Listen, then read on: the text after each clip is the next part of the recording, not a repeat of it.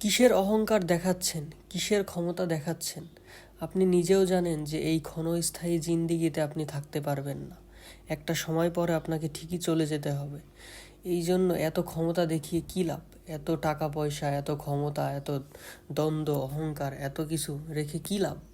ত্যাগ করেন না এগুলো। দুনিয়াতে কতই তো ক্ষমতাশীল ব্যক্তি আসলো। নমরুদ, ফেরাউন, আবু জাহেলের মতো ক্ষমতাশীল ব্যক্তি আসলো, তারাও তো থাকতে পারলো না। তারাও তো চলে যেতে হলো। তারাও তো সেই অবশেষে আল্লাহর কাছেই চলে যেতে হলো।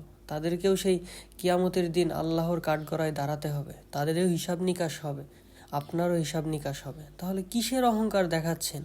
কিসের এত দ্বন্দ্ব, অহংকার, ক্ষোভ? এগুলো দিয়ে কি হবে এই ক্ষণস্থায়ী দুনিয়াতে?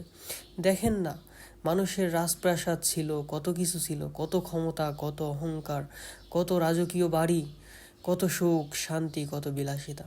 সব কিছু ছেড়ে সেও কিন্তু চলে গেছে। সেও আর দুনিয়াতে বেঁচে নেই। ক্ষমতা, অহংকার তো চিরকাল থাকে না। এগুলো তো ক্ষণিকের জন্য, অল্প সময়ের জন্য আসে আমাদের কাছে, আবার সেগুলো ছেড়ে চলে যায়। তাহলে কিসের এত বড়াই? এই ক্ষমতার অপব্যবহার করে কি করবেন? কি করবেন এত বাড়ি গাড়ি টাকা কড়ি দিয়ে, যদি সেগুলো আপনার কাজেই না আসে? একবারও কি ভেবে দেখেছেন আপনাকে সেই কিয়ামতের দিন কঠিন ময়দানে আপনার জবাবদিহি করতে হবে? কি প্রিপারেশন নিলেন? কি জবাব দিবেন? একবারও কি ভেবেছেন পারবেন সেদিনের জবাব দিতে? একবারও কি ভেবেছেন যে এই 3.5 হাত মাটির নিচে একটা রিকশাওয়ালারও থাকতে হয়, একটা ধনীরও থাকতে হয়? তাহলে কিসের এত বড়াই, কিসের এত অহংকার?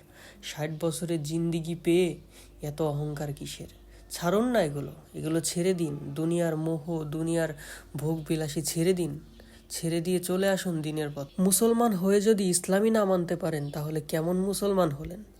মুসলমান হয়ে যদি আল্লাহ তাআলার হুকুমই না পালন করতে পারেন, তাহলে কেমন মুসলমান?